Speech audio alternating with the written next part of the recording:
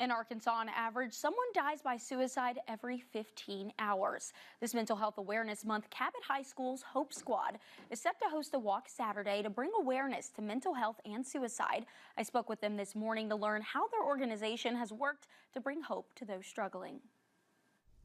I'm here with the Hope Squad today, and they're going to tell us everything about the organization and the walk that's coming up this weekend. So, Mr. Jesus, you've been involved in this program for a while now. Tell me how it kicked off and how imperative it's been for the state of Arkansas.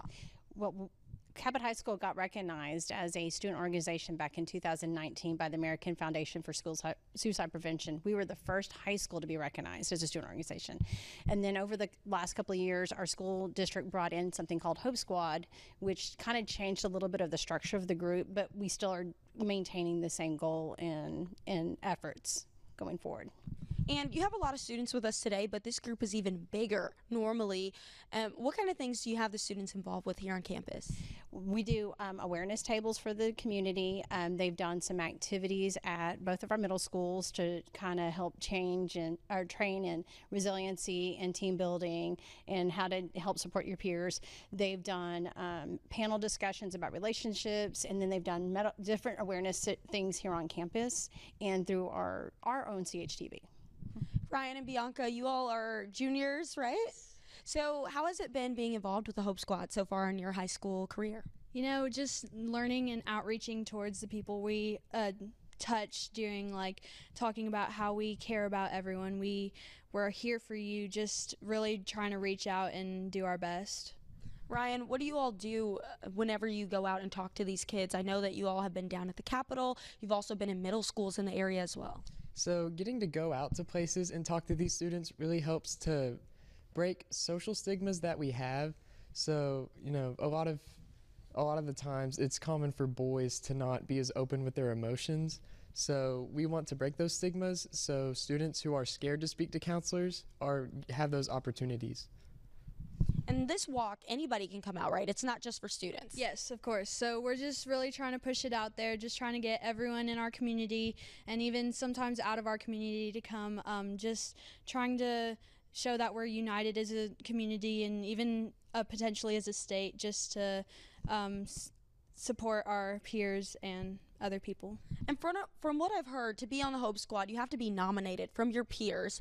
How did you all feel whenever you were selected to join this? I think so. I got nominated my 9th grade year, and it was just, oh, okay, yay. Yeah. And then once I started getting more involved and more like stepping inside to like a leadership role, it just started really changing my life.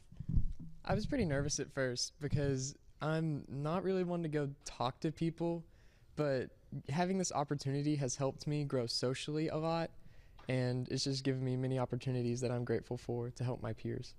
And you're helping so many people.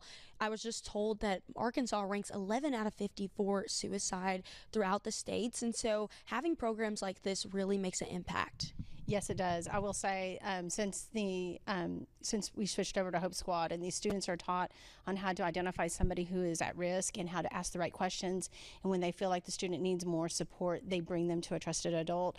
We have had so many student interventions on this campus that has been amazing, and kids have been able to get the help they needed. Is there anything else that you all want people to know about the Hope Squad? We would like to see this spread all over the state because, in all honesty, teens are not going to come talk to adults. They want to talk to their peers, and they need to feel like they're heard and they're understood. And by having peers talking to peers, and they're not just reaching out to kids that are at risk, they're teaching their peers how to identify those risks, and they're removing the stigma for other students maybe that aren't struggling. And I think through this, we would see a big shift in things like bullying and the things that kind of are overarching, impacting education as a whole. Seeing that peer leadership is going to be life-changing for many people. What are the details for this weekend's walk if we want to come out and support you guys? So our registration starts at 11, and then at 12 we have our opening remarks, and Speaker of the House Brian Evans will be there, just giving us talking. He's been very like supportive of our organization of like Hope Squad. He's been there when we went to Cabot Fest, just different places we've reached out and seen him, and then we'll start the walk at 1.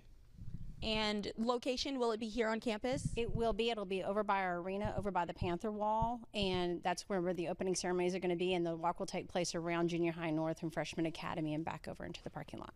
Well, before we go, I want to tell people what you guys walk for. Maybe we could all come together and say it. What do we walk for? We walk for hope. Thank you, guys.